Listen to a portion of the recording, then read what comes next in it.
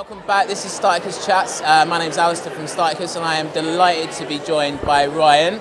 Ryan with the yellow Startacus microphone from Enzai. Ryan, let's actually just pick up where we were just chatting then. Like, tell us about your journey. You obviously started this business just coming out of lockdown, kind of, really. Yeah, well, first of all, actually, thank you to all the sponsors for having us today. It's great to be at Digital DNA. Yeah, exactly that. We came out of lockdown. We had the idea for the business sort of middle of last year, started working on it seriously in September, based ourselves out of the Ormo Baths and closed our investment round there about 2 months ago. Amazing. So we're now full-time in the business, trucking away, and we've got a first version of our product coming out in about a month. I wish there was people listening in now. So you closed your investment round already, and like, what was that investment round for? Can you disclose that? I won't go into details, but like enough to get us to the next proof point. Amazing. Brilliant. And like, obviously, talk to us about that, like the kind of like process of going to get investment. Were Ormo Baths, obviously, was the ecosystem helpful for that, or did you go and hunt them out yourselves? I don't think we could have done it without the ecosystem, to be honest. I found, like, coming back here to Northern Ireland, I was based in London before and came back here to start the business, and I found it incredible. The ecosystem here has just opened so many doors for us. There's so many people you can now look at in Northern Ireland that have kind of started companies, done incredibly well, maybe already exited those companies that are like ahead of you, and you chat to them and you meet them and you're like, these are normal people doing absolutely incredible things. I think we can all do it if we just put our mind to it. Ryan, the thing is, like, I mean, I don't know you, but like, I feel like there's a kind of like aura about obviously what you're doing and yourself as well, which makes me feel really comfortable that you're going to do really well for yourself. And you can kind of sense that sometimes with people. So like, that's number one. And like, number two, obviously I know what you're up to, but like, you tell everyone listening in, what are you up to at the moment? What is Enzai about? Yeah, so obviously artificial intelligence is everywhere at the moment. It's all the rage, and it's only getting more and more powerful. And every time it grows in power, it grows in risk as well. So like, these incredibly powerful systems can do incredible things in the world, but they're also really, really risky. And people need ways to manage those risks. So we're building a platform that helps people manage those risks, primarily through documentation and governance controls. Well, obviously where there's power, there needs to come responsibility. The Spider-Man code. I keep using that one. I do like it. It's good. Yeah.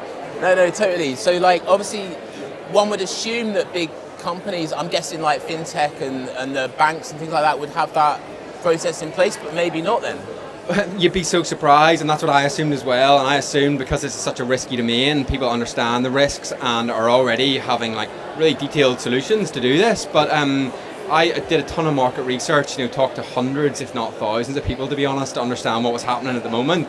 And remarkably, people are thinking about these things, but they're using either like really generic incumbent tools that are out there today that just aren't designed for this at all, or they just don't even know where to start. So even the most sophisticated people in the market are using like really manual processes to try and do this, because it's really still a brave new frontier.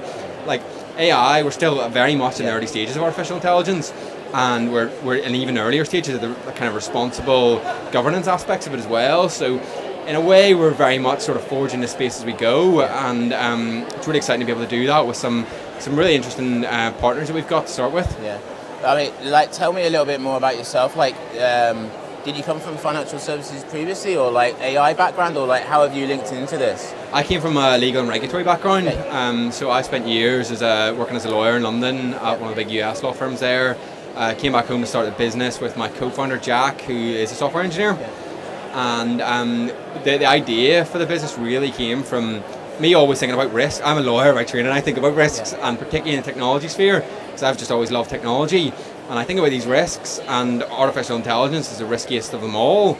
And I noticed there's new legislation coming in the European Union around how do you kind of regulate these systems, and how do you ensure that the powerful technology is really used for good in the future, and put like sensible guide rails up, to be honest, to direct it in the right way. And I started looking into that and realizing, wow, there's incredible opportunity to start business in this space to help people do exactly that. And that's kind of the idea. And then I was familiar with the artificial intelligence space. I was always a nerd reading books, to be honest, on my holiday about how it all works.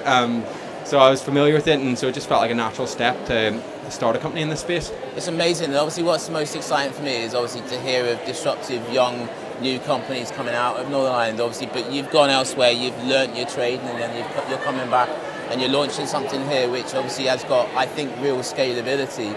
And I'm guessing, obviously, apart from the UK market, you'd be looking at the US as well. Yeah, looking very much at the US. I'm actually out there in about a week and a half to meet with some of our key partners out there. US, a lot of people in the US are already thinking about these kind of issues, which is great. Same with Europe. But as you say, it's very much going to be a global business because AI doesn't necessarily abide by the strict borders. You can access the internet from anywhere, so you can access artificial intelligence technologies from anywhere. So it's very much a global business. We very much plan to do the whole thing from Belfast. We were both Jack and I were based in London before this, and we had a bit of a decision when we started the company: do we stay in London, build it there, or do we come home and build it here?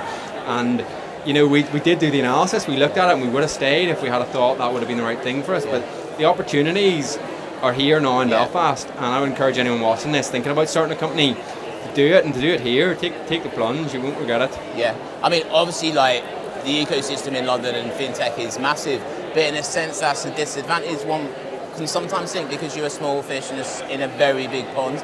Here, obviously, you're driving something which you're a bigger fish, and the pond is slightly smaller, but the access that you have to the decision makers and the people and the organisations is that much flatter, isn't it, in terms of that structure that you have to go through? Yeah, well, I mean, we think of our pond as being global, to be honest, so not just here in Belfast. We think of it as being global, and like, you have access now to that global pond, that network of investors, everything. Like, since COVID, everyone's only a Zoom call away, and they're more than happy to do it, and they're more than happy to invest and discuss and buy products from people from anywhere in the world, as long as they're providing the right solutions. So I see it as an opportunity, to be honest. I think anyone from here can access any of the kind of global networks. Well, I wish there was an audience actually physically listening in, because we'd end with a round of applause. Congratulations on everything you've done so far. I can't wait to see what happens over the next 12, 18 months. I think it's a really exciting journey ahead for Enzai. So thank you for joining us today. That's Startacus Chats. We'll be back in a minute.